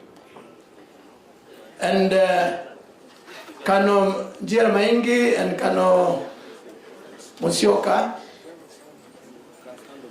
Musikaribia sana kwa sababu iko vitu tutatoka hapo. Ningetaka Madam Amina usonge mbele upatie Madam hiyo kidude. Madam nitakuguide vile tafanyika. I usually use your bomb. The pioneer gadget. I'm a bomb expert, so you're safe. Thank you. But when you see me running, run faster. Okay. Madam, we will have a count na itatoka kwako kama inawezekana madam. Nitarudia madam, wewe ndio utasema wasabu kutoka 5, 4, 3, 2, 1, then 0 ndio mtafinya. Ni hesabu. Okay, 5, 4, 3, 2, 1, 0. Finya tena? Yes. Yeah.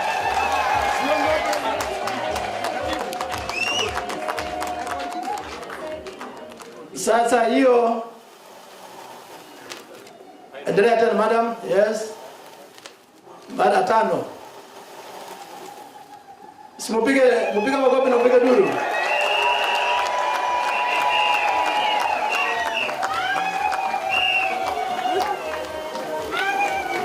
Asante sana, hiyo natosha hiyo.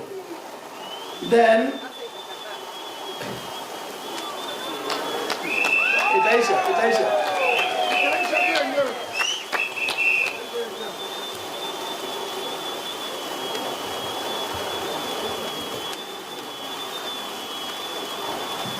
Mr. Kariuki, bring the portrait.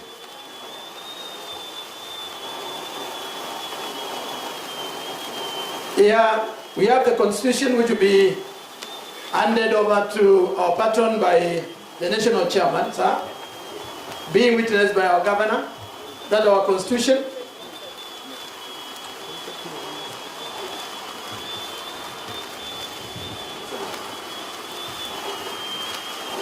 Yeah.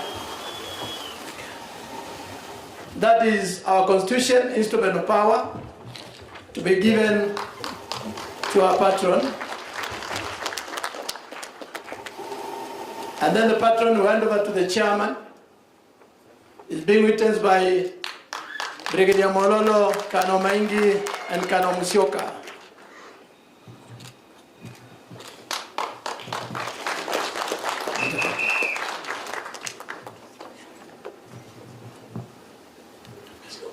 kushukuru madam, iko zawadi tuko naye, although we know chapter 6 doesn't allow that, lakini kwa jeno mwanzia ambao ndio patron yetu waweze kukupatia hiyo zawadi, uwe ukikumbuka hii siku yetu tafadhali.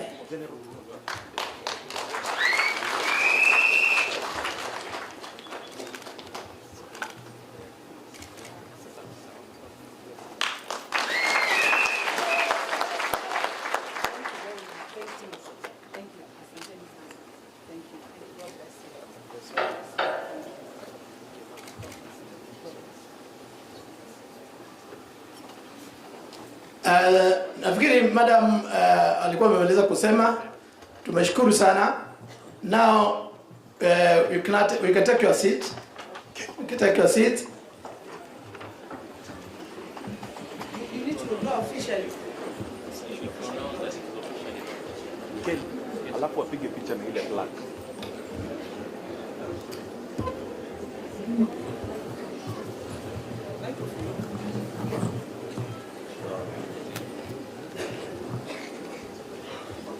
Your Excellency, ladies and gentlemen,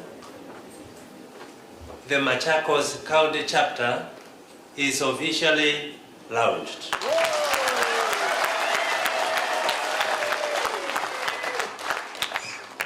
Still on the stage, Your Excellency and our chief guest, kindly, you can hold the flag for a photo. Please, the chapter.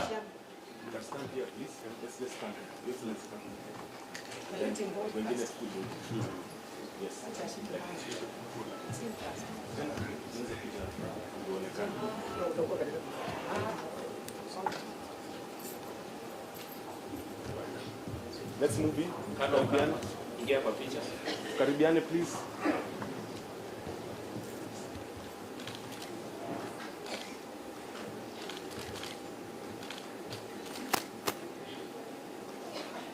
DG, you can join that photo kindly.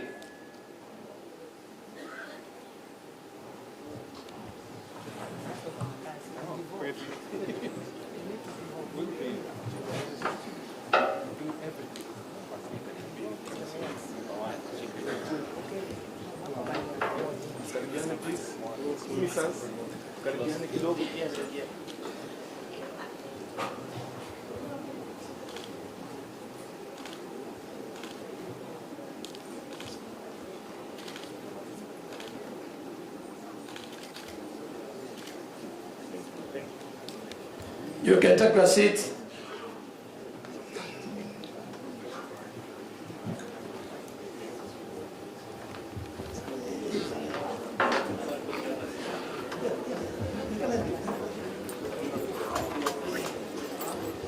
Kwa wakati huu nitauliza Madam Governor akikaa chini, tutakuwa na vote of thanks ambao tutapewa na one of the committee members, Brigadier Mololo.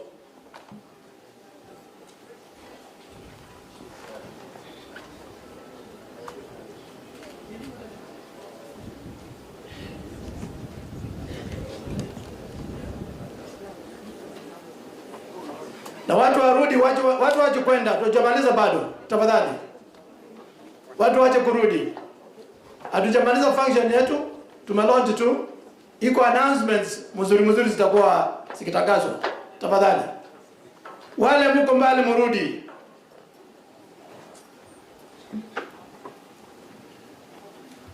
Brigadier Mololo, sir.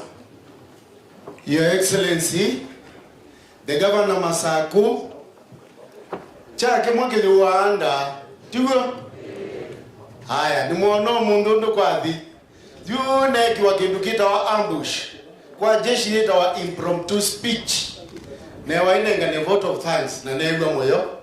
Nundu inende to nena nandu. Governor keka ipatoneka nenda nenda na tuikie mwanasiasa.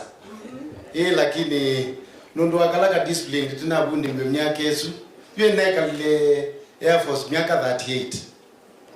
Jitwandeke na ndibundi si mwana utwandeke. Na kukuganene aya meva ngina kuma president. Ko nenewe moyo mununu nesila bange sila bauna tuteke ngoni mwana nikana ilike skulu isome itwa aendeke. ina yunondo temusi na twasoma ya ba tunasoma ya ba Machakos boys with 3 of your brothers ba Machakos boys na yunondo ba musi na ina ne mwanzo ni aseni asanti muno governor nundu ila tunokie kwa kununa tu receive yeneza ba ofisini. Kuna mtu ambaye elewi hiyo French? Tafadhali Leriani utaambiwa vile nasema. Haya, ilo tunokie governor nuna tu receive yeneza muno. Na tuweke litukachao kama wanajeshi kuti the timusi. No mundi muona na medo menu inyo ndemwe one yanesa. Chade kizeo nikikamuna bado kinezodela kwa governor tuyasemi asanti muno. Thank you so much. May God bless you so much. We know you are Christian, and in the military anybody who does not believe in a God is a lost soldier. That is what I was taught. Na tumekuwa kwa hiyo tukienda the best soldier is the one who knows ya kwamba there is a creator. A soldier who knows if I die by this bullet I'll be received somewhere. That is the upbringing we have been brought up. Kutoka tukiwa watoto na tukaingia jeshi na ikatiliwa mkazo sana. And if you go to any military institution, madam, utakuta kuna kanisa tatu.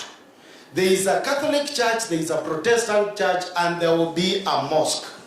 Isu itatu. Isu that easy.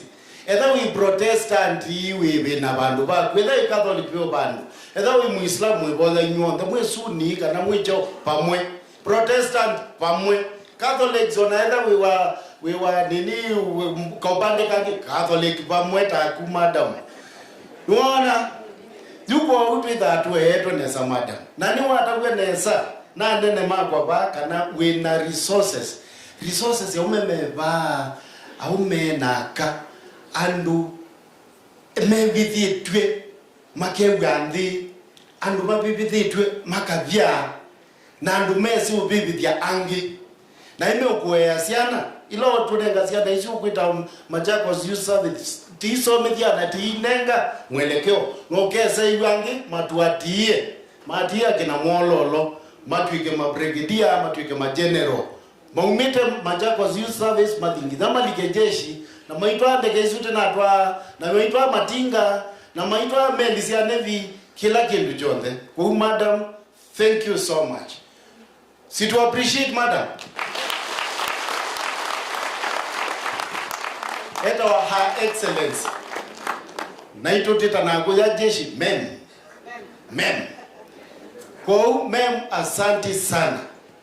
Deputy tuzai tunako mana waguyu mundi lakini wanda byokateto bayana newa moyo na asante madam ngena mundu bau tono kukwatililia ndiye zimu mutulile kuoneke lakini kwa no kukila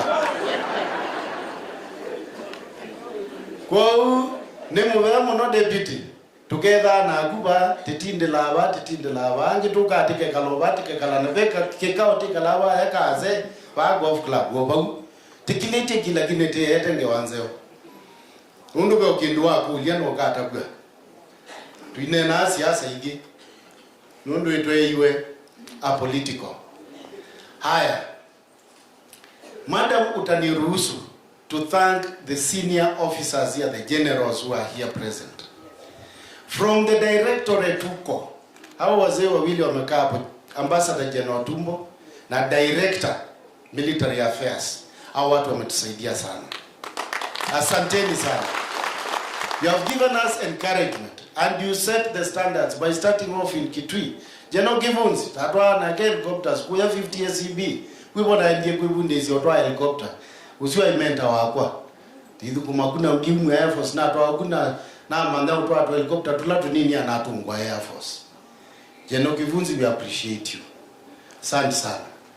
Yuko bande witiita ya patron witu General Mwanzia sutavukumana yake air traffic controller mundu very sharp na hicho kitumi wezie kuma baadaye adhiekwa director wa military intelligence DMI.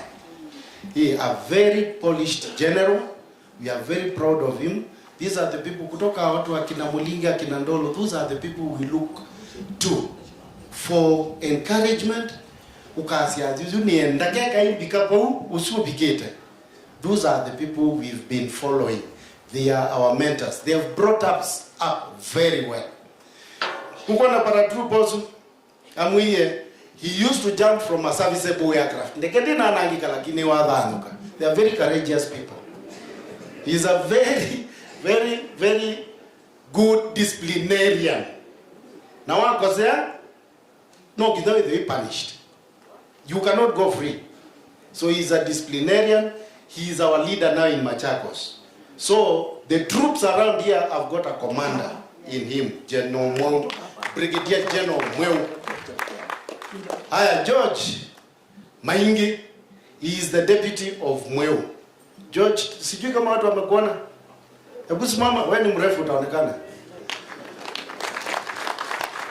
I would like to thank you. So starting from there, that is the committee. Patron, chairman, deputy chairman.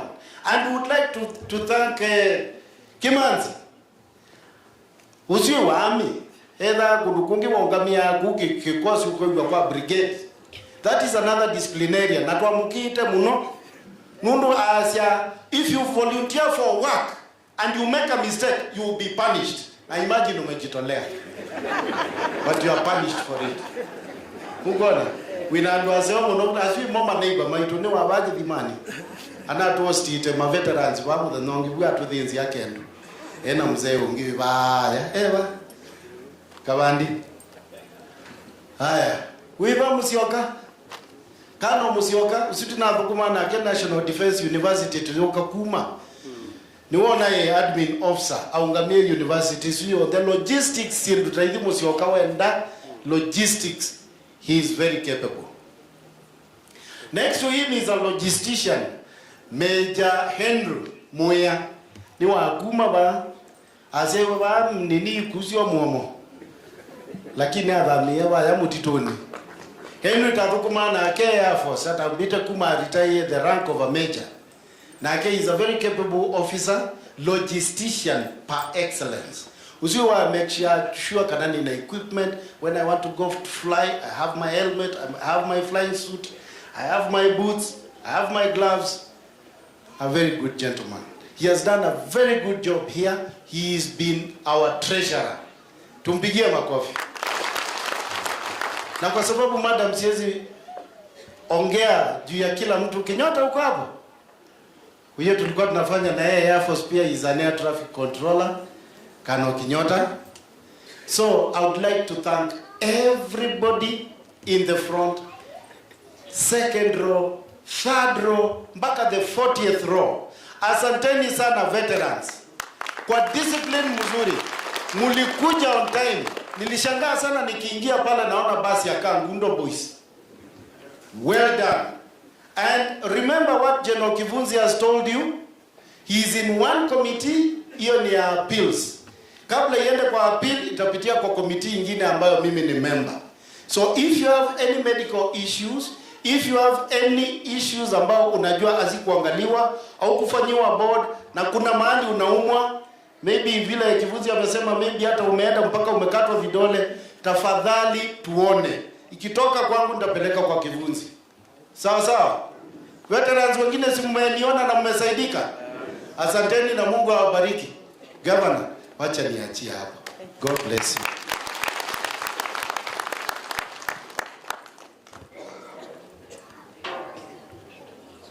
Asante sana Brigadier Mololo kwa hiyo vote of thanks. Brigadier Mololo tufanya kazi na yeye. In fact sisi ndio tulienda kuchukua Siat Bare wakati alikuwa anafukuzwa. Na kwa sababu tulikuwa wakamba watatu, wakanikalisha kwa job seat na wakaniambia communication ni kikamba. So kulikuwa na Captain Kaleli and Captain Mololo. So ilikuwa ni kamba oza control.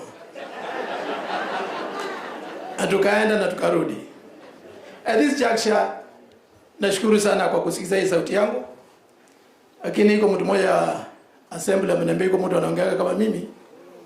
Ambiwa nilipitia hapa tu katika assembly. That's my young brother and I'm happy is part of you. Now, kutakuwa na some announcements baada ya Excellency kuondoka, ningeomba watu watulie wakati anaondoka, na kabla hiyo ningeuliza tusimame tena sisi zote tuweze kuwa na wimbo wa taifa, both the national and East Africa, the first stanza only, and then thereafter Madam Governor ataondoka na Colonels and above. Colonels and above ndio watafuata yeye, wale wengine mtabaki, then tutakuwa na announcements. The national anthem.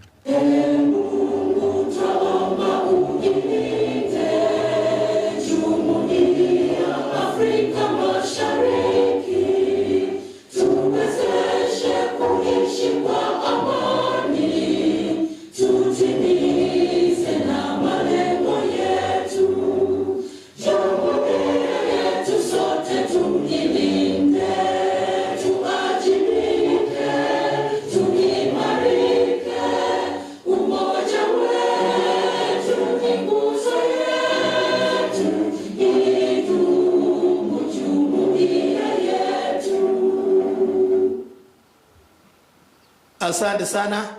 Madam Governor, you can leave.